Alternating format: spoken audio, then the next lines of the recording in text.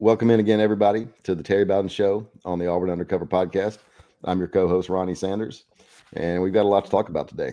Before we get started, click like and subscribe below. It really helps us out, keeps us in your feed. Coach, a lot to talk about today. Well, there sure is. I mean, obviously, football fans have been able to watch the first round of the playoffs, and so that was a exciting football. I'm sad to say, I'm not sad to say, I predict a winner in every game, Mhm. and I was 1 out of 4. I mean, it's hard to you talk about things that happen. It was hard to pick them, and so I've always felt like if I could be 2 out of 5, 2 out of 4, I'd be happy. I mean, 'cause you got to pick with a spread. I have to pick and say, okay, I think this team will win by 13 or whatever. And so I go to bed. I go to bed halftime of the Oregon James Madison game. So I'm 2 for 2. I said that's not I mean, it cost me probably all it cost you is the juice. Everything's a push. I lost 2 games, then I won 2. Then I wake up the next morning and James Madison scores 28 points in the fourth quarter. Well, you know what? If people that watch, I guess people that wager on games, and I have not had a background of doing that because of being a coach.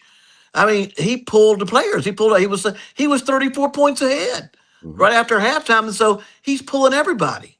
Which you ought to do because it's not like he doesn't need beauty points at this point. You want to be ready for the next game, Yeah. and so as soon as he started pulling, you know how that goes. As soon as you start pulling all your players, you lose any continuity.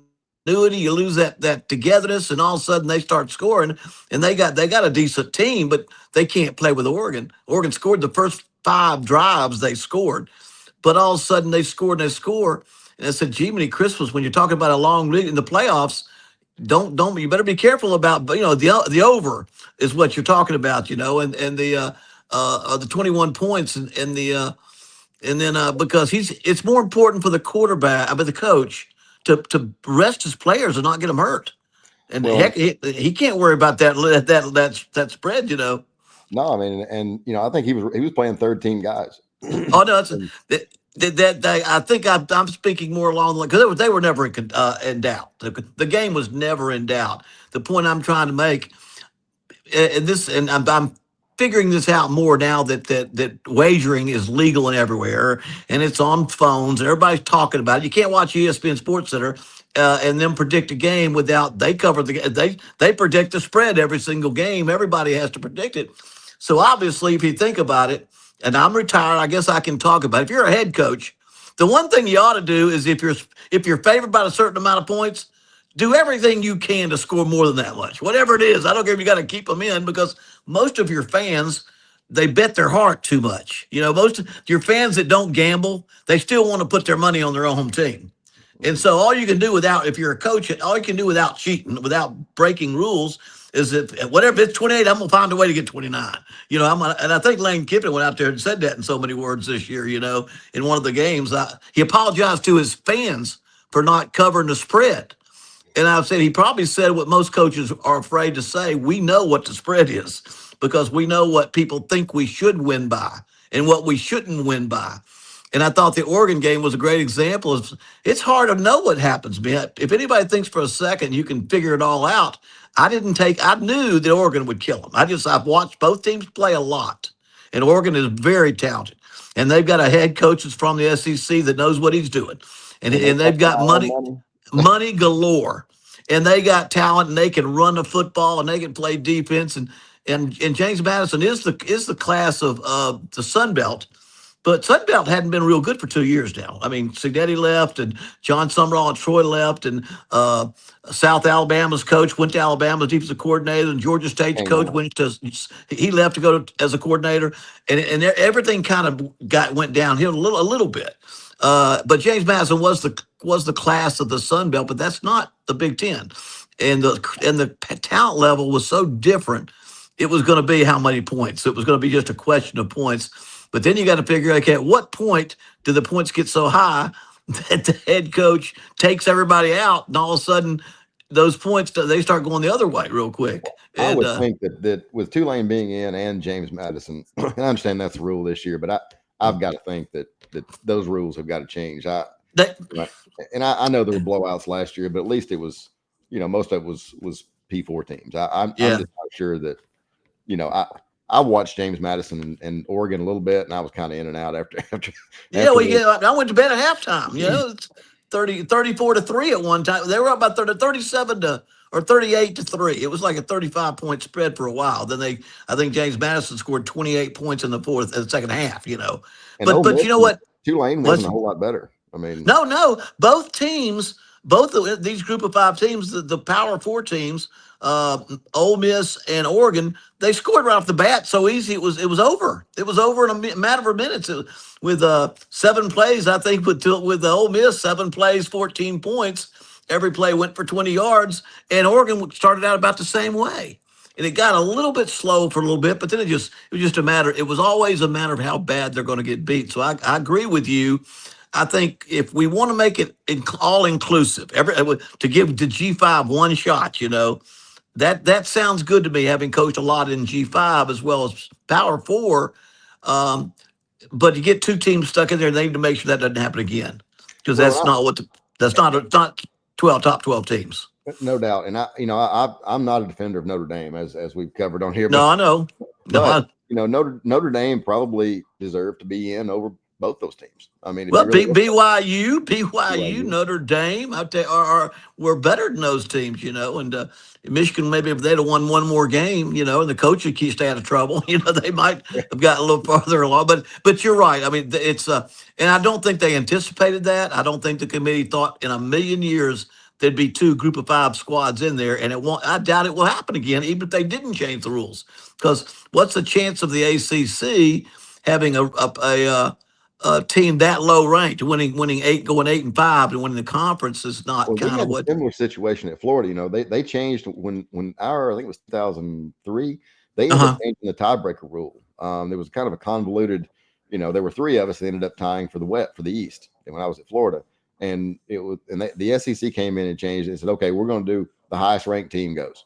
Yeah. And so we were third, I think, by that point, but we tied for the East. And Miami would have should have gone over Duke. And and we've talked about it before, but I mean, the ACC did nothing but hurt itself.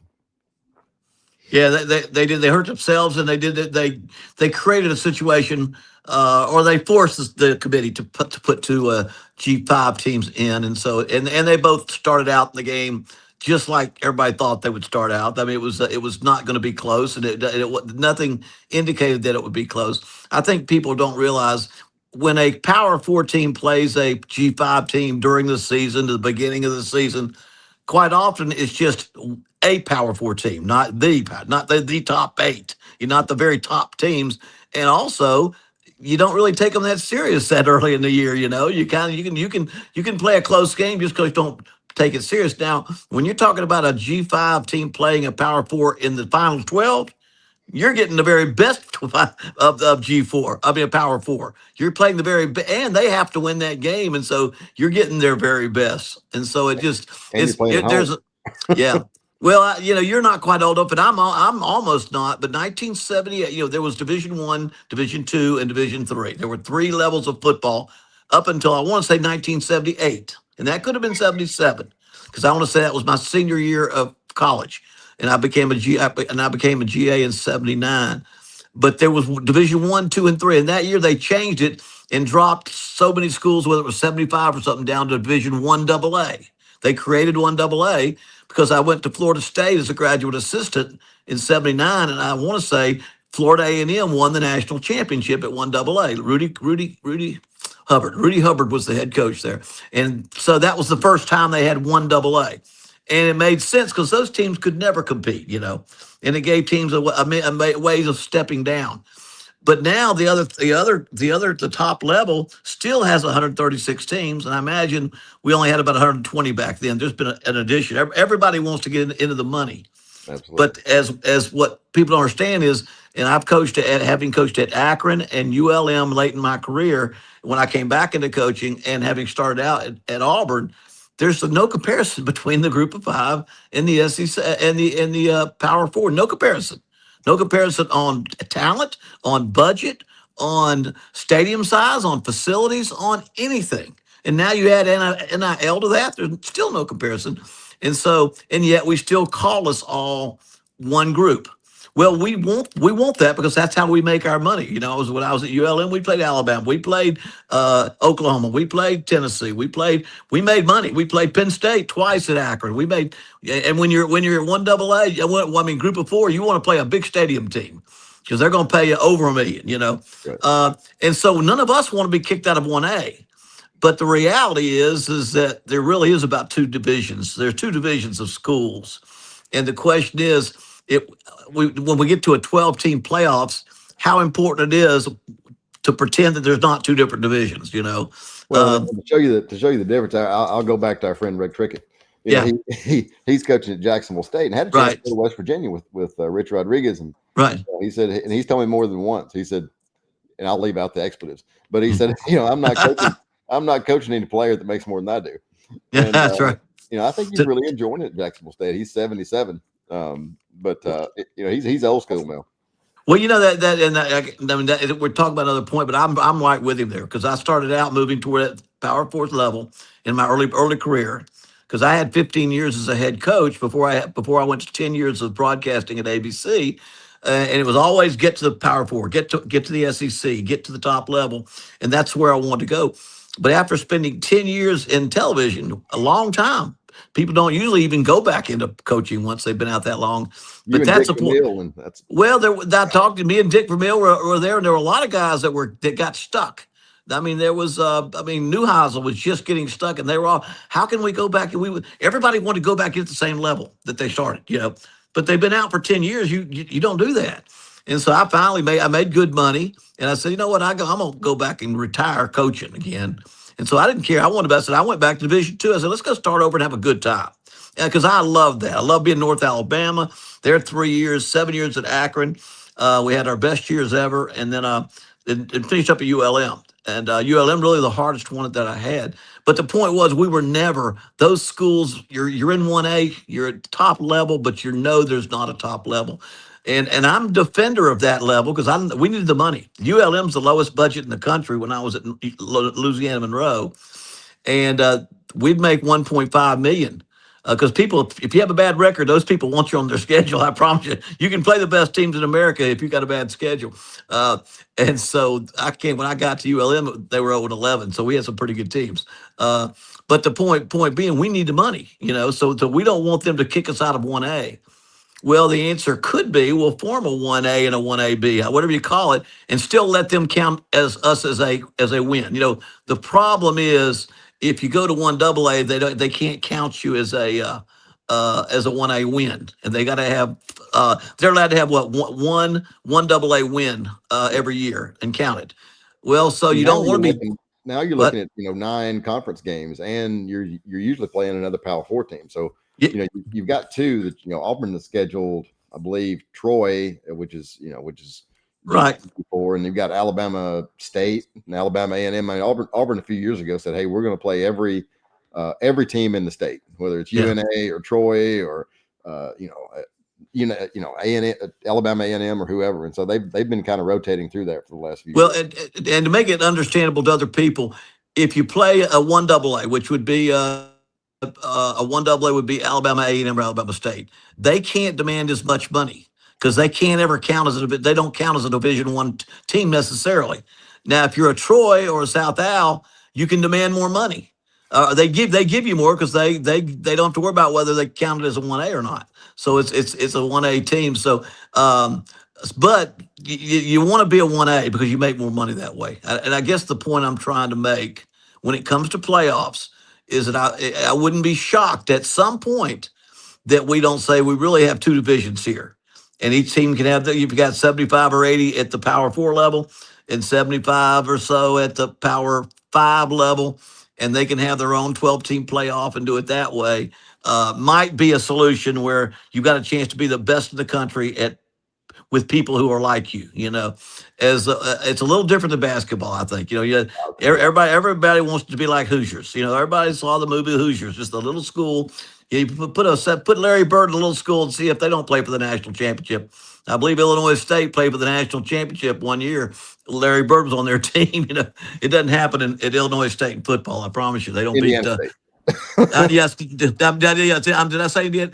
He was at Indiana State. I'm sorry, and I didn't. I saw. In fact, I see so many deadgum podcasts of him. He's on every deadgum podcast there is. All Larry Bird at Indiana State, but that's what he had him in the championship. Yeah. But anyway, that being said, it was a uh, playoffs were a pretty good situation. And Um, speaking of G4, Byron Brown, South Florida quarterback, has hit the portal. that's Golish's huge quarterback. It's huge for for Auburn. yeah, and obviously nothing can get done officially until the portal opens. But I would guess that I would guess he already knows where he's going. That's typically the way Well, I it mean, works. yeah, I mean, that's when I saw that, I said, okay, everybody at Auburn's got to sit back and just pay attention because whatever happens is going to make some people happy and some people not. But the head coach is going to do what he's got to do. Byron Brown, one of the top quarterbacks in the country, he's a dual threat. He's an NFL caliber. He has great running skills, great passing skills. I was looking at some of his stats are out there, for total yardage passing, total rushing yards, how he's ranked. He's got one more year of eligibility, and he jumps in the portal with 1 year left. Now that's his head coach is at Auburn, his quarterback coach is at Auburn, and his play caller is at Auburn. So I would imagine if Auburn wants him, they would have to tell him he's going to start. He's only got 1 more year of eligibility. And you got to hold He on to this could. night. And you got to hold on to this night. Well, I'm saying, no. Well, as I say, something's got to give here. Mhm. You can't. The minute you say yes, we're going to bring him in. Now Deuce the freshman. He's a young one, isn't he? He's the young one, so he'll He, be and he redshirted. he's got. He'll be a redshirt freshman coming in. So I'm saying he's got enough time to be patient if he would. But I'm saying is nobody's going to get Byron Brown without almost promising him he's got the starting job because he's only got 1 year left. He stayed right where he is. He's probably making good money, and he's going to he's had great success there. And I'm sure some coaches stayed around. But And there's been a ton I of can't. turnover in the What's quarterback that? room. I mean, there's been a ton of turnover in the quarterback room. I mean, you've got Jackson Arnold who's going to hit the portal. You've got Ashton Daniels who hit the portal. You had three. I mean, your entire quarterback room was new last year. Now, assuming you can hold on to Deuce Knight, you're still going to bring in at least two new guys. How many Well, you got quarterbacks a new did you system, and also it's a whole new notebook now. And read the article on Auburn Undercover today. At least I read it today about the process that Golish talks about having a process. He says the most important hires are a very important hire was quarterback, play caller, head coach. The day we put our first day of install, the first time we meet, we're all on the same page. We don't have to change anything. We all know what we're talking about. Well, throw your starting quarterback in with that. Now the day you come here, he knows exactly your language. He knows exactly what your philosophy is. He knows what the head coach is thinking. He knows what the coordinator's thinking. Now the question is, they've got to evaluate him compared to Auburn's quarterback, not other G5 quarterbacks, but Auburn's quarterbacks. Is he better than Ashton Daniels, or is he better than Deuce Knight? You know, and and if we go after him because we're going to lose one of those, and you may lose both. I don't know. I mean, that's the reality is you've got to make a decision, and Auburn people better be ready for anything because as a head football coach who called plays and who came to Auburn under almost the exact same situation, although I came from a Sanford, kept my Jimbo, my quarterback coach, kept Tommy Bowden, he understood every play that I ran because he ran the same stuff. He grew up running it. He didn't run it. He was Pat Dye's offensive coordinator and didn't run those plays for Pat, but he knew what I would run. So I came in. I wanted the same people around me. I wanted people around me that understood my and Trickett, and I got Trickett. But those three especially were running our stuff. How did you know Trickett from West Virginia? No, when I played at West Virginia, so my dad left to go to Florida State, and Tommy and I stayed at West Virginia. Frank Signetti, Kurt's dad, became the head coach. He was the offensive coordinator. Well, the first person Frank hired was Nick Saban and Rick Trickett.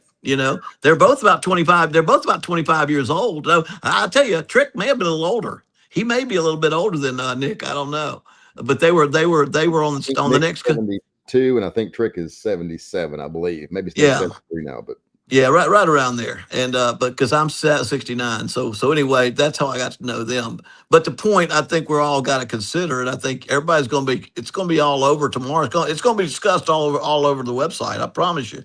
Is what if you with once he jumps in, that means every other team that's behind Auburn's back talking to your quarterbacks, which or their agents or their dads or their best friend or their high school coach, who whatever they can do to keep from being illegal, and keep from doing it properly. Everybody's talked to, I promise you, before they jump in. And somebody's jumped it, and somebody's talked to Byron Brown. Probably, in fact, a lot of teams have because. I mean, he is a really, really good quarterback. I think it would be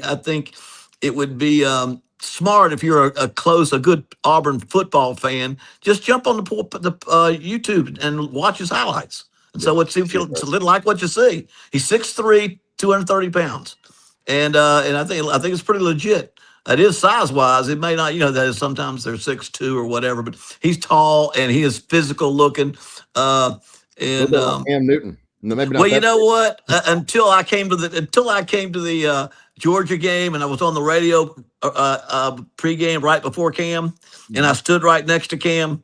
They ain't many like Cam Newton. I'm gonna tell you right now. There's not many quarterbacks physically as impressive as Cam Newton because he looks like a defensive end. Oh, no That's a doubt. but that being said, Byron Brown has those type of physical characteristics, and he can throw it. And he's been dynamic for 3 years. He played just a little bit as a freshman. Then he's put some numbers up that are just very very impressive. And so it would be worth your while as an Auburn fan to go out there and look at all your highlights and figure out. Because I'll be honest with you, as a head coach, I wouldn't begin to tell you what the head coach at what Golish is going to do. I would. That's their prerogative. But I can't imagine they wouldn't want to bring their own quarterback in, and him being as talented as he is. Now, I think every coach that comes into Auburn, just like when I came in, there are people on your old staff you'd like to bring in and you can't Yeah. because you got more money. You can hire the best in the country. Because I think if you'll read the other article on Auburn Undercover today that talked about the process, the process that Golish has, it's making sure every coach is the best he can possibly hire at his position for our program. If he's got the ability to hire him, And you and so said something before we came on about you know uh, putting together getting it really reminds me a lot of the staff that you put together at yeah, Auburn. You had young guys on offense, young guys that because you got but you got an experienced guy on defense. But offensively, I mean, you got a young coordinator, you got a young offensive line coach. I mean, those guys are, and you got Cody Burns, who's not very old yeah, either. Um, right, but he's put together a pretty impressive staff. I mean, you look at former coordinators. I mean, really. Really, it doesn't seem like, and in a change from the past, and I won't call any names, it really seems like he doesn't really care who gets the credit. If guys get jobs and move on, then that means they've done a good job. Kind of like Coach Saban. I mean, you want to help guys and you want them but to move. And if you get good people, they're going to move now. They're going to get head jobs. They're going to move. And I'll tell you, the problem at Auburn is and it has changed. I mean, it's grown. It's hard to leave Auburn, even when your career tells you it's time to move. If you're going to be mobile as an assistant, there are times when it's time to move. If you're going to get that coordinator title, but I know from experience, it was such a great place to live, and the Lake Martin right close by. Even your kids and your family in the town, you fall in love with that town, and you got to understand you're a football coach, and sometimes the only way to move up from a segment to a coordinator position or whatever is by being mobile. And but anyway, I think that to wrap it all up and put a bow on it, I think without a doubt, Golish is very happy that he could keep his defensive coordinator and then some coaches around him that fit in. I think once I got Wayne Hall to stay on and Joe Witt, then it was just fitting people in. Kirk what was Crane fitting. what was that conversation like with Wayne Hall for some Auburn people? That I mean, you come in and obviously You I guess he know, thought he was going to be the next guy. Um, yeah, that was tough. Wayne had to really. It was tough on Wayne, and it was tough on it was tough on me. Do I bring a guy in that's well loved that people here felt was going to be the wanted my that people here thought should have the job that I had, and then two, he here's a job he worked all of his life for, was ready for, was building up for, and they passed him over. And You really didn't have a so, choice considering the probation and well, really didn't have a choice. I won't. Yeah, I don't need to get into all that. But the point was, he had to. How about my brother? I'm going to go Tommy next now. But but I've said Wayne. I think you'll like working with me. And I think Golish would have the same discussion with Durkin because I believe Durkin was considered for the head job. Mhm. But Golish can look him in the eye and say, you know what? Let me run the offense. You run that defense, and you run it like you want to run it. And on Thursday, I'll sit with you, and you can tell me what you're going to do, so I can have a good press conference and know what we're doing. So I would think Golish and Durkin would have had the same conversations, but I can't tell you. I just know Wayne probably had to suck up and say, you know what, I love being here. Nobody, Terry Bowden, I couldn't control what happened, and how it was going down. And so that was it. So it worked out great, but it was a very difficult to have to go through that. Maybe even more difficult, or as difficult, was my brother Tommy. Tommy He's had talked been. about that. He's talked about that with Tommy me. was well. He was hired here as their offensive coordinator for Pat Dye, and the day he got here, all that Ramsey stuff came out, and then almost negative every day. It was a terrible situation. Nobody. It was just difficult for everybody to face.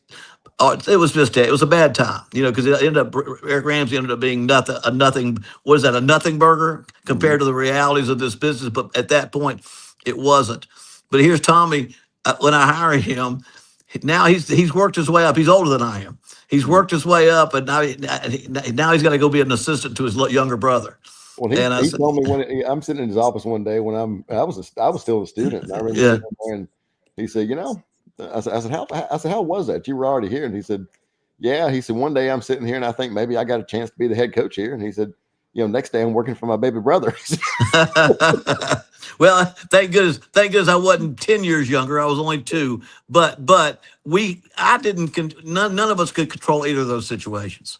But you try to do what's best for the program.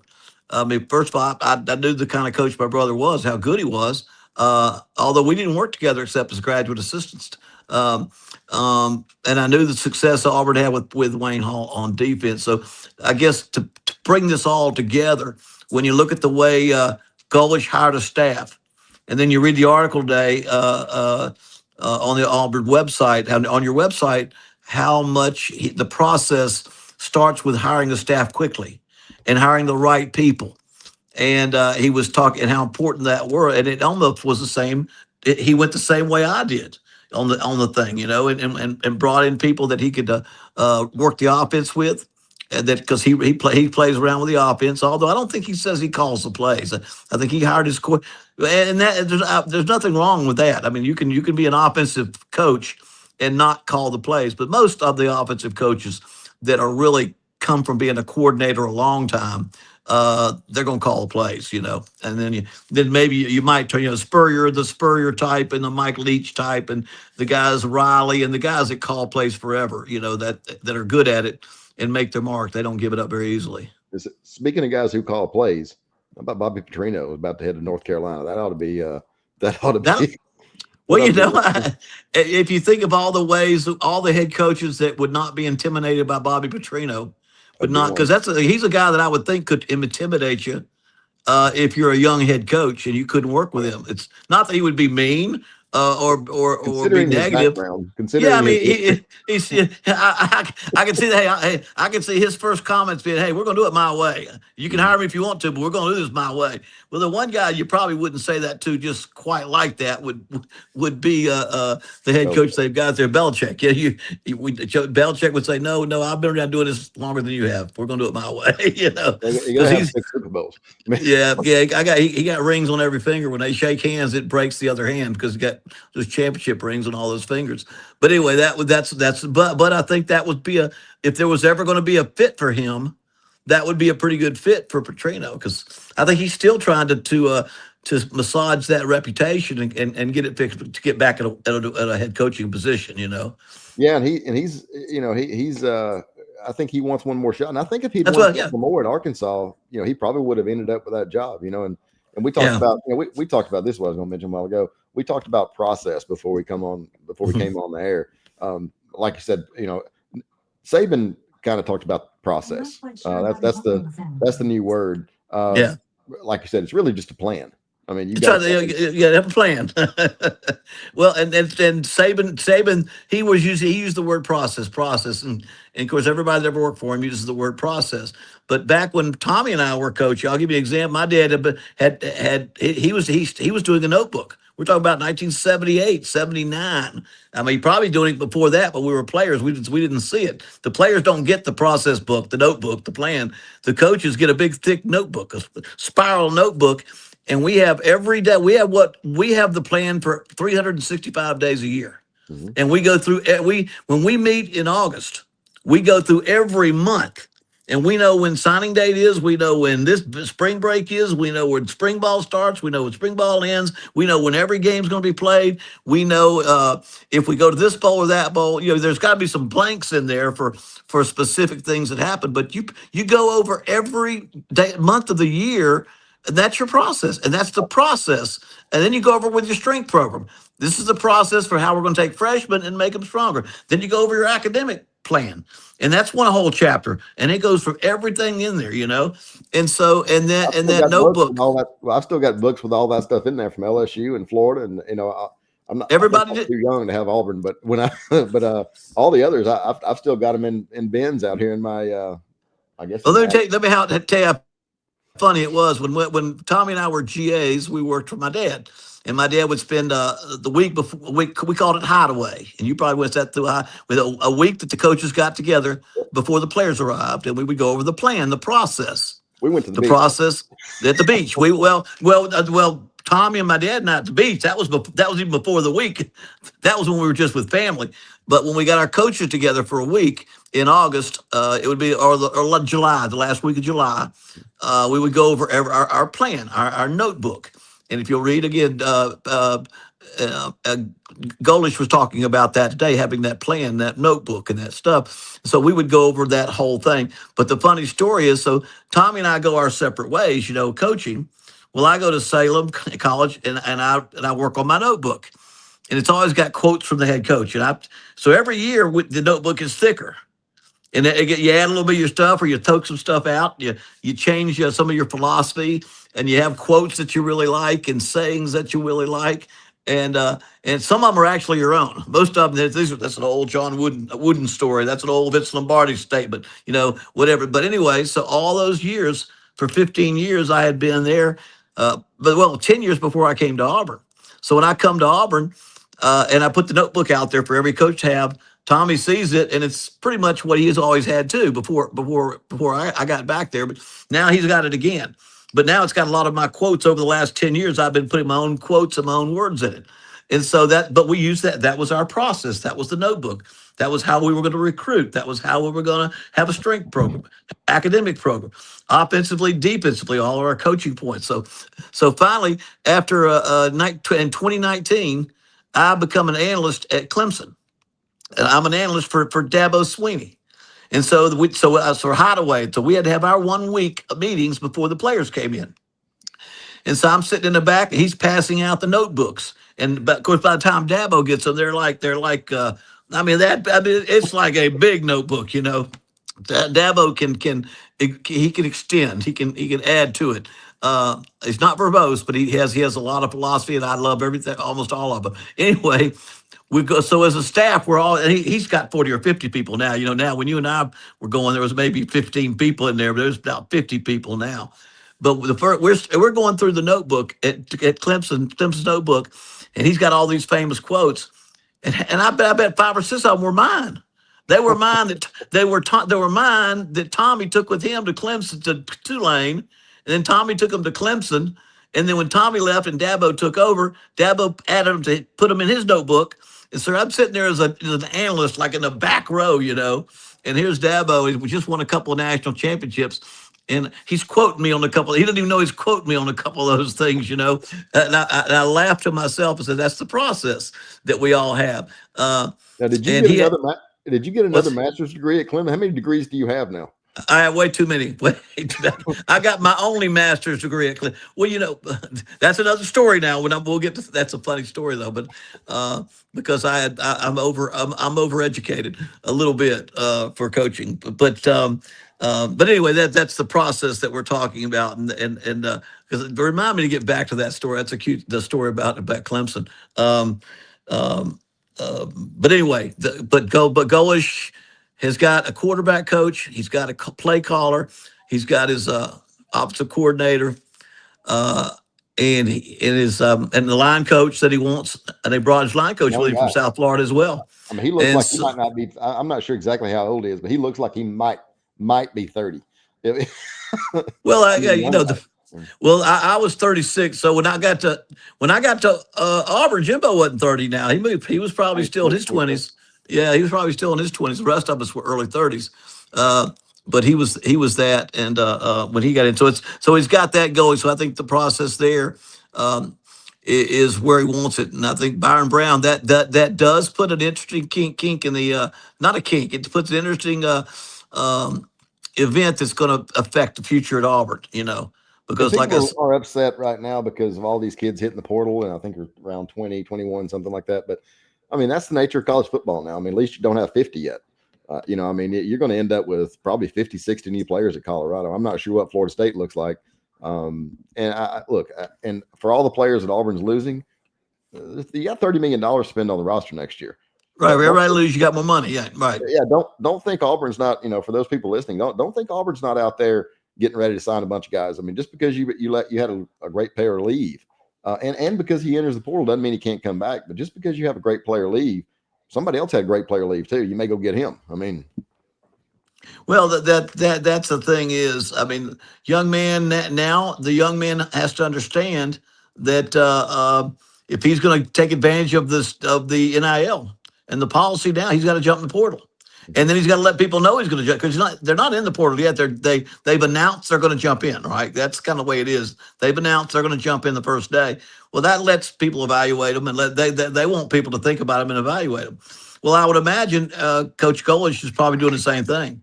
I don't okay, think necessarily when you come into a program, you get say you have your first team meeting, say you guys jump in the portal, you're gone. I don't know, maybe you did. I just don't think you do that right now. I think you probably sit down with them and say and say, do y'all want to stay? You want to go? Because he's got his staff, he's going to evaluate them too. He may not want to keep them, speaking and of not wanting but it's, speaking of not wanting to keep, and I won't call any names. This is a funny story though. We're at Florida, yeah, and we had one player. He was an offensive lineman, and he never made the 105. And for those who don't know what the 105 is, that's who you bring to practice. And you right. had 80 at that point. We had 85 on scholarship, but you bring 105 to preseason Thoughts practice. that no and no more one what so what you're allowed to total. Yeah, That's what you're allowed to carry. And so we had one player who never made the 105 in the whole 3 years we were there. And Wickline calls him in one day and he says, "Listen," he said, "who did you have offered?" Because Spurrier had signed him. And Wick calls him in and he says, "How many? Let me ask you a question." He says, "I'm not," and this is classic Wickline. He says, "I'm not going to hold it against you." He said, "Look, if you had any pride, you'd already quit." He said, "So just tell me, just tell me where you had offers."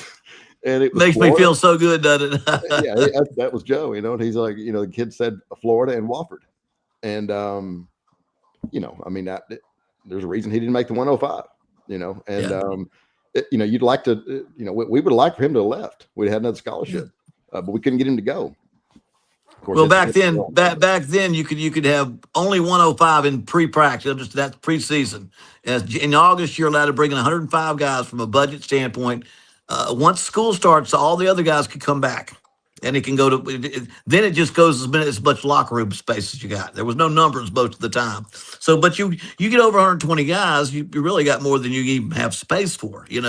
And so you at least you have a leeway to give a booster a favor to. But to make that 105, that's part of it. That's no, you can't be some little guy's not real good. You got to have a well, little bit of juice to you to be in 105 most of the time, or you got to be promised during we can't sign you, but we'll bring you in as one of the 105. You know how that goes. And so anyway, that's those are decisions that now being made. Your dog just get in? I've got three in, I think. I'm Sorry about I'm that. waiting for mine to start barking here, but let me go back before we get back to the let's put a bow on the Byron Brown. If the quarterbacks you've got right now, Ashton Daniel and Deuce Nice. Knight are better than he is, then they're big time. Because I believe, and I've studied him and watched him because I've had to do that for my podcast. He is really good. He is a now from an NFL scouts would say he's still a little bit of a risk taker. He still makes some mistakes every now and then. Uh, but I would think that'd be more like Brett Favre makes mistakes every now. He's so talented. He's one of the most prolific quarterbacks in the NCAA. As far as he has more touchdowns than any other quarterback in the NCAA FBS, runs and passes. He's rushed for 1,000, thrown for several thousand, and he's big and physical. And you'll see him. He's something else. And my thoughts are is that I bet you they're really looking hard at taking him. You know, that would be thought. Now, if they don't, they've made the evaluation that what they have is better. Because I promise you And that right now, quarterback's yeah, and because right that now quarter. you've got Jackson Arnold hitting the portal, and you've got Ashton Daniels who announced a couple of days he's hitting the portal. So So whoever Ashton's hitting the quarterback you've port. got, And Knight really is so young. That might be the perfect deal, and I think that would probably that. And I didn't realize that Ashton Daniels had hit the portal. I forgot he wasn't on that list that I pulled up. But anyway, you're right. If Ashton Daniels is gone, no, he's in the portal, you can decide whether to try to negotiate him back, or well, wouldn't I would have to think Byron Brown and Deuce Knight would be a nice pair, and then a young quarterback that's younger. That would give you young, but how well, many you better quarterbacks have. did you carry? 3 or 4 on Well, scholarship? you back then we'd hope we had three, but you had two that were ready to play and one that wasn't quite ready, and Talk that's like about reps and that's practice. like my last year. That my last year in coaching, I had two ready and one that wasn't. I lost my portal guy. I lost my starter that was a portal. I lost my backup.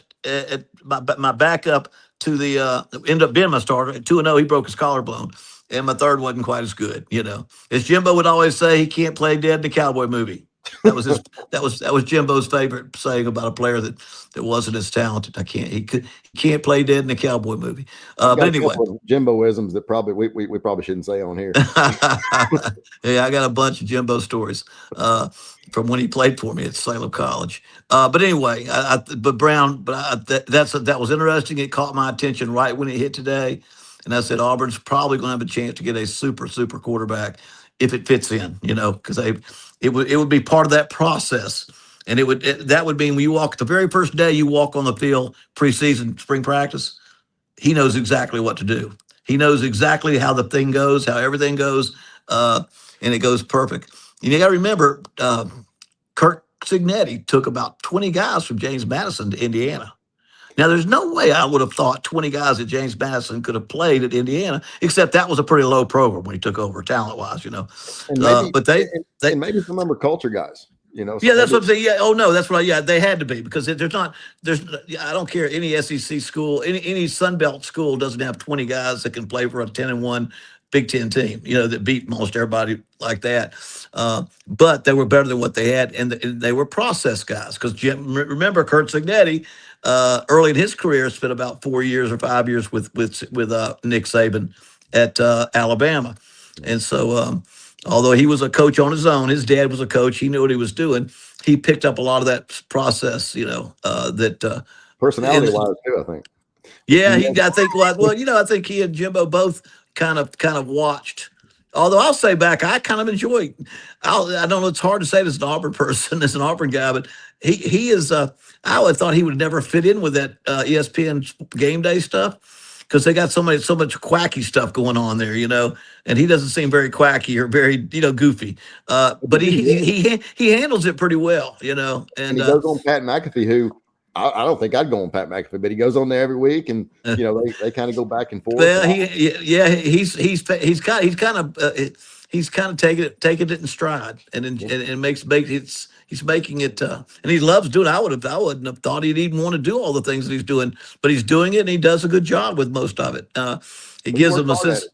He Well, wants to be the best he can be at well, it whatever. gives that group so much. if you're a football coach, you've been a part of a football program. So much of that stuff is hogwash. They don't know what they're talking about. And when you get a coach that's done it before, and you listen, to because he knows what he's talking about, and he knows where it comes from and what you've got to do to be successful. And so anyway, all right. So we got Byron Brown. It'll be that story will be continued. Because he can't be going anywhere until. Now, I wonder how that's going to happen. 'Cause these people, rumors and people be talking, and rumors is that this guy's going here and this guy's going there.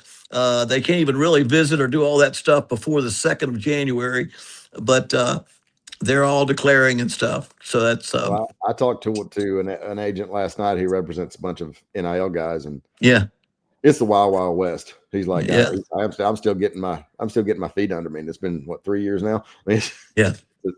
but talking about, before we go, and we got a little bit of time, but playoff. Yes, we want to get to that before we finish up here. We had a good first round in playoffs. Yeah, I'm really looking forward to. I mean, you've got a lot of great games coming up. I mean, we talked about Oregon and James Madison and Tulane, Ole Miss, but I mean, I really thought Oklahoma would beat Alabama. Alabama still can't run the ball, but they figured out a way to win. Let's go. Let's hit the games real quick, because I lost that one. It was a 1.5 point spot. I believe it was, wasn't it? 1.5. Mm-hmm. It was 1.5. Oklahoma favored 1.5, and I picked Oklahoma. And you know what? Then they were up 17-0, and I still believe they're about a 1.5 point better team. But nobody imploded worse than Oklahoma. I've never seen a team implode worse than Oklahoma. They're up 17-0. John Mateer can't miss. They're 15 runs, 15 passes, 188 yards to 3.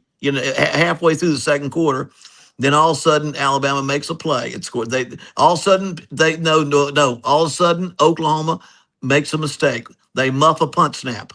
They muff it. No. That was the second thing, right? Though the first one was Alabama got a drive going down, and they had a 4th and 2 on a 10-yard line or 12, and they make a touchdown. Remember, they had a 4th and 2. They're down 17-0, and they 4th and 2. And I watched that play because that was one. The old goal line short yard. What the 5 musts to win? You have these 5 musts or 6 musts. One of those goal line short yardage. But anyway, then Oklahoma scores. And I'm thinking, okay, at least Oklahoma can still in the game. I mean, Alabama's still in the game. They were down 17-0. If Oklahoma scores the next points, it's probably over. But if Alabama can score, they can at least go into the dressing room with some confidence. And so they scored, but it didn't look like necessarily the game was any different. It was still going to be an Oklahoma game. Oklahoma was playing so good, and their defense was only giving up 13.8 points a game, and so that they're still in good shape. Well, what happens the next time before the half's over? They have a punt, and the punter drops the ball. It's a little bit low, but it's easy to handle, and he drops it and he gets blocked, and they score again. And that's the one that they kick. They get 3 points out of that. They get 3 points out of that one. And give DeBoer credit. I mean, the 4th down call at Auburn, I'm not sure it was the best call, but it won the game. And then the 4th down call against Oklahoma. I mean, for a team that can't run the ball, I mean, they've won 11 games and made it to the second round of the playoffs. Well, but to go on with that, there's a kicking game error right there, a kicking game breakdown. My 5-6 busts to win, no breakdowns in the kicking game. They muffed a punt snap that cost them 3 points after giving up a touchdown, and then the next time they come back, they throw a pick six. They went 50 yards for a touchdown, and that was just a terrible, terrible decision. And I don't know if you saw it, but most people who know football, they were throwing a speed out to the boundary. A speed out, just a 3-step, kind of a 4-step speed out, and if the cornerback comes up, you turn it into a fade. And so the cornerback fake man coverage. He jumps up in too deep at the last minute.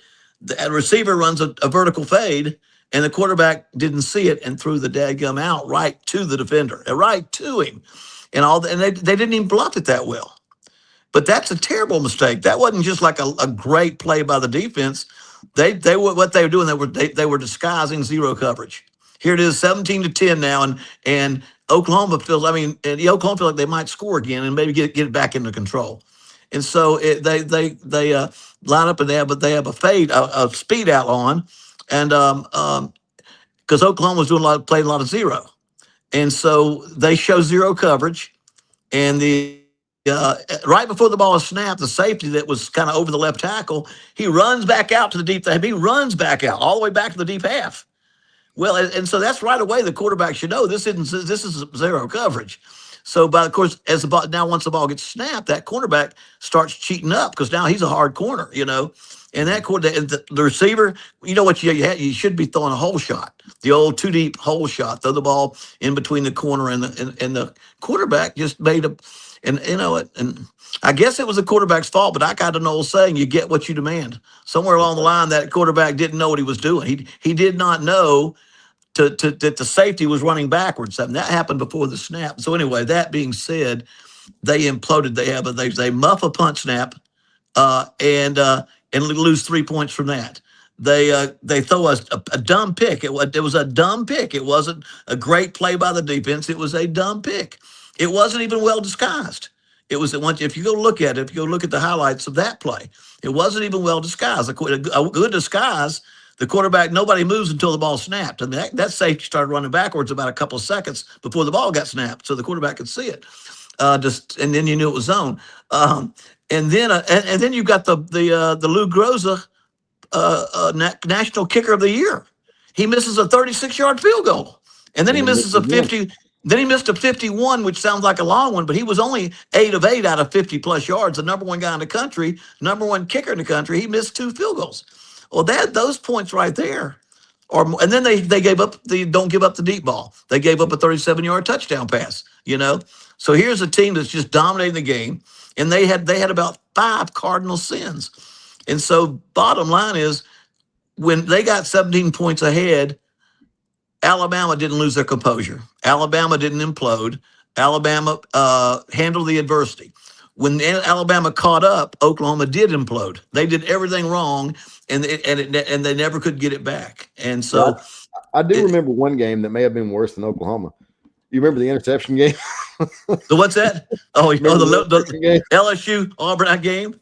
Yeah, Yeah. that yeah, we beat them like 31-28 or 29-28 or 31-29, and we score no touchdowns on offense. We have a field goal and 4 defensive touchdowns on 3 interceptions for touchdowns and a fumble that went to the end zone for a touchdown. Unbelievable. But anyway, that's Alabama moves up, and they got to play Indiana, and Indiana's right now a 6.5 point favorite uh, on that one. And another And I game that and that they the still can't Miami, run.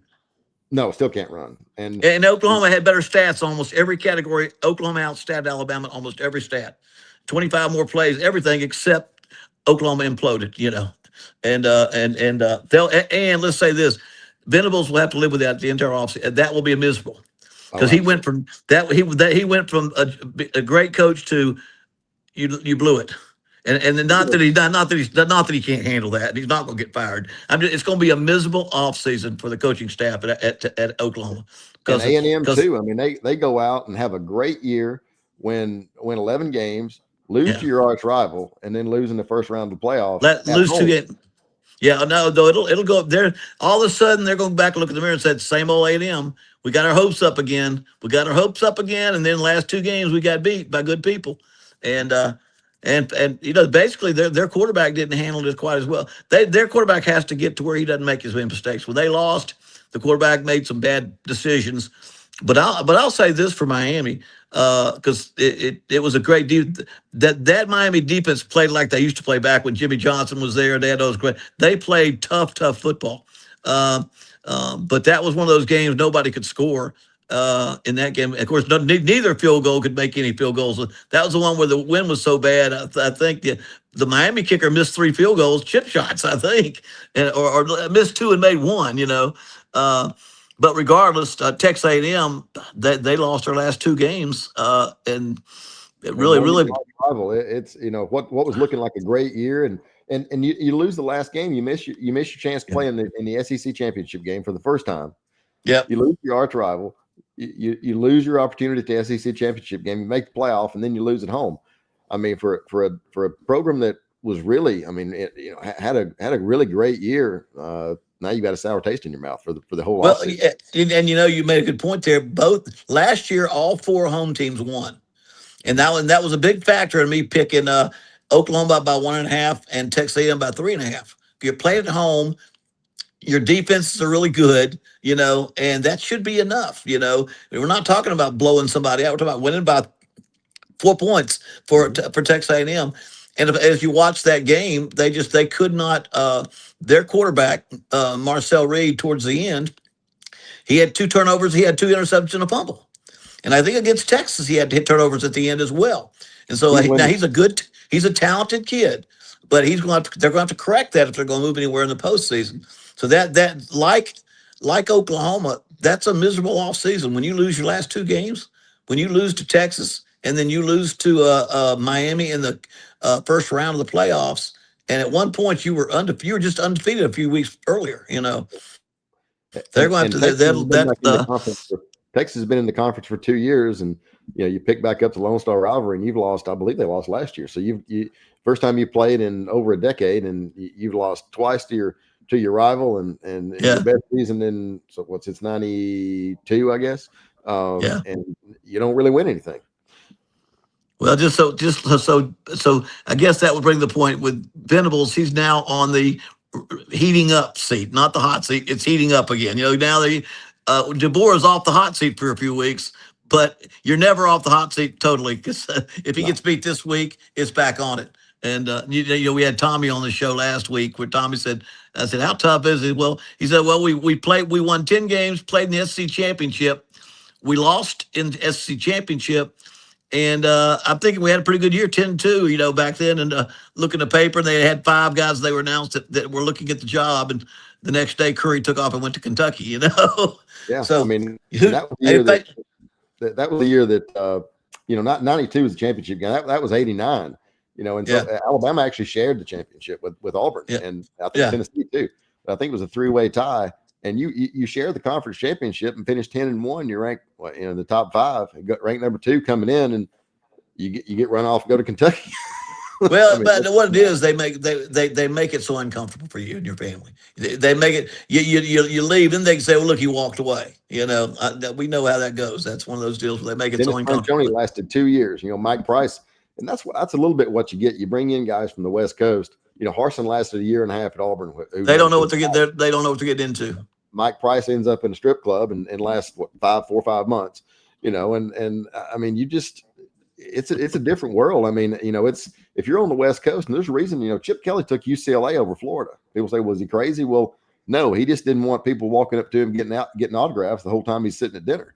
Yeah. And you live in LA. Nobody cares who you are. I mean, it's not if you're coaching at UCLA. Well, and I guess the bottom line I was saying is DeBoer, if he gets pounded by Indiana, don't Michigan may jump back. I mean, may jump back in the picture on that situation, but for not that they're going to fire him. He's got. I don't think that's the situation. But like I say, he goes home and the family talks about it, and they're so miserable. So let's go somewhere else. But I don't know how that goes. Anyway, it was a game. I thought Texas A&M was a little bit better team. And I think if they don't turn the ball over, that was one of those somebody's going to win it close until Miami, because Miami couldn't score hardly at all either. They were, but there was a great defense, and in that game. Ole Miss, we talked about Ole Miss was just, and Oregon both. It was just the talent level was too good. Was going to make too much of a difference. That was my big thinking on those two games. They got the second team all conference quarterback sitting out there playing lights out. They've got the first team running back running lights out. Tulane doesn't have those kind of athletes. And I thought the score, and it showed. It showed. It did, and you got some. I'm really looking forward to. It'll be I guess everybody's off this week, but you got Oregon, Texas Tech, Great game. Alabama, Indiana, Ole Miss, and Georgia, which was a great game, and then you got Miami, Ohio State. I mean, some really really good games. Yeah, you've got it for the Miami Ohio State. You got 9.5 points right now. The spot's 9.5 for Ohio State favored in that, which is about right. Miami's going to have a hard time scoring on that defense. Number one defense in the country at Ohio State. Texas Tech, Oregon will be awesome. You're talking about they got some NFL talent. Now that Oregon's a 1.5 point favorite over Texas Tech, but that's a toss up in my mind. And Alabama, Indiana, and Indiana's just under 7 points right now, favorite on that one, and which is a pretty good spread for the second round of the playoffs. But I just think Alabama, and I said this going into the Oklahoma game, that they don't run the ball, they can't win the playoffs, and they won, but that was only because Oklahoma just totally imploded. I mean, I think Alabama had 58 total yards in that game. Still didn't throw the ball, run the ball very well. And then Ole Miss, Ole Miss, no, not then Ole Miss, Georgia, which will be interesting. Georgia beat them, but it was a close game. It was a Was close game. Georgia had to come back to win the game, and it was. And Ole Miss, they play. They've got that monkey off their back now. Can they play well without Lane Kiffin? Can they run an offense without Lane Kiffin? Well, and I clearly thought, they can. and I didn't watch him enough this year to I have to go back and watch film, but my guess is that Pete Golding and Charlie Weiss Jr. Without Kiffin being around, I'm sure there were some changes offensively and defensively that they hadn't shown for the rest of the year. Yeah, a little different, a little wrinkle here, wrinkle there, But now they didn't really have to show it that much against Tulane. I really don't know that you had to do that much against Tulane from a standpoint of putting new things in. But when you got a week off, you got a chance to do that kind of stuff, which they did. But I guarantee you, if they've got some wrinkles, they'll have it for Georgia. So that all those are good. That's a 7.5. That's a lot. That's the largest. I mean, the Ohio State game, they're 9.5 over Miami, and Georgia's 7.5 over Ole Miss. But those are going to be four really good games. We got a week off. We got some bowls coming up. We got a week off, but those will be really good. And it should give us a good week of games on to play. But overall, pretty good football. I knew we would have two blowouts or two games that we probably weren't going to be real good, but we'll that's part of it. And then we'll go from there. So anyway, Well, before we other than that, I think that the Byron Brown, the big story there, and it really is a huge story because when you want to make a big change or big turnaround, that quarterback's very important now. Because I had Stan White as a senior, and he came back and played well. Stan White did, and Pat Nix really Pat was the backup the whole year except for the last half against Alabama.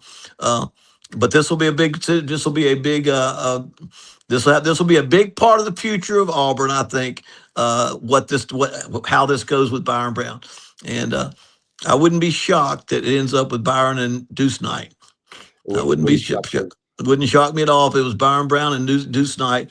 And be honest with you, if it was Ashton Daniels and Bruce Knight, I think you got a pretty good future there. But I just got to believe that coach he gonna ride that horse as long as he can ride him, and he's got him a horse that he's gonna have. And because whoever takes Byron Brown's going to have to promise him to start. I guarantee there's no way you can bring a guy in with 1 year of eligibility with his stats who just played for you, and not say you're our guy, and probably have to tell the guys that's here the same thing. So should be interesting. We'll have we'll have a show next week before the championship game. So we'll be somewhere between Christmas and New Year's next week that we'll get on, and there'll be some bowl games. Oh, there's my phone ringing. How about that? Scared me a little bit. All right. Before we go, talk a little bit about our sponsor. Yes, always. Tom Haley from the Haley Family Foundation. We will thank Tom and the foundation for sponsoring our show. Can't say enough about Tom. Every time I come in, my mother's living right now in Auburn. When I get there to see her, I get to see Tom all the time, and appreciate him, what he does for Auburn, what he does for Auburn athletics, and what he has done to make this show possible each week. And let us know, let Ron know, or let us know on the board if y'all want us to talk about something else, and we'll be glad to talk about it, and maybe open up some callers, maybe. Yeah, we can do that next week. That sounds good. Thanks to everybody for listening, and we'll see you next week.